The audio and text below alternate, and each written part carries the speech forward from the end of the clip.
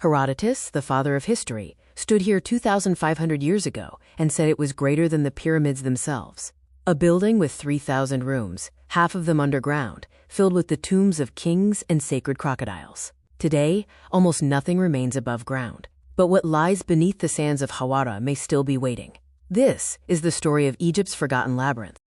Located about 90 kilometers south of Cairo, near the Fayum oasis, stands the pyramid of Pharaoh Amenemhat III, ruler of Egypt's 12th dynasty around 1850 BCE. What most people don't know is that attached to this pyramid was one of the most astonishing structures ever built in the ancient world, the Egyptian labyrinth. In the 5th century BCE, the Greek historian Herodotus visited the site and was stunned. Here's what he wrote. Moreover, they resolved to join all together and leave a memorial of themselves, and having so resolved, they caused to be made a labyrinth, situated a little above the lake of Moiris, and nearly opposite to that which is called the City of Crocodiles. This I saw myself, and I found it greater than words can say.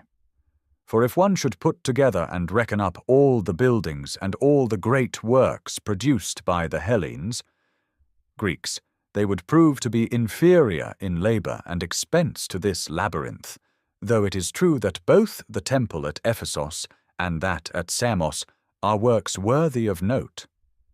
The pyramids also were greater than words can say, and each one of them is equal to many works of the Hellenes, great as they may be, but the labyrinth surpasses even the pyramids.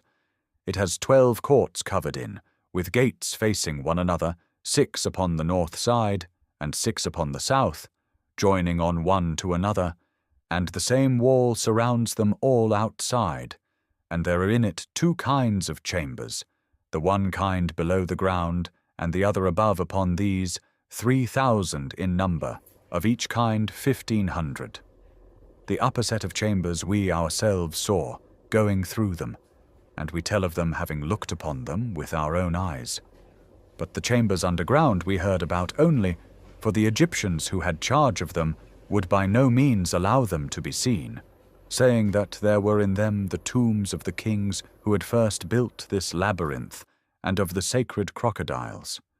The passages through the chambers and the goings this way and that way through the courts, which were admirably adorned, afforded endless matter for marvel, as we went through from a court to the chambers beyond it, and from the chambers to colonnades, and from the colonnades to other rooms, and then from the chambers again to other courts. Over the whole of these is a roof made of stone like the walls, and the walls are covered with figures carved upon them, each court being surrounded with pillars of white stone, fitted together most perfectly. And at the end of the labyrinth, by the corner of it, there is a pyramid of 40 fathoms, about 240 feet, upon which large figures are carved, and to this there is a way made underground. He was not allowed to see the underground sections. The Egyptians told him they contained the tombs of the kings who built it and the burials of sacred crocodiles. Modern archaeology confirms the labyrinth was built primarily by Amenemhat III, one of Egypt's greatest Middle Kingdom pharaohs. It was likely a combination of a massive mortuary temple, administrative center, pilgrimage site for the cult of Sobek, the crocodile god, possibly even a palace.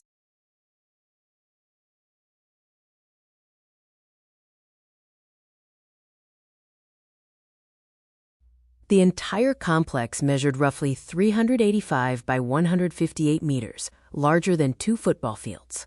It was said to represent all the administrative districts, nomes, of Egypt in one place. By Roman times, the labyrinth had already been heavily quarried for stone. Today, almost nothing is visible above ground except the eroded mud brick core of the pyramid. But in 2008, the Mataha expedition used ground-penetrating radar and electromagnetic scans. They detected grid-like patterns of walls and chambers, large rectangular structures, several meters underground, anomalies that continue below the high water table.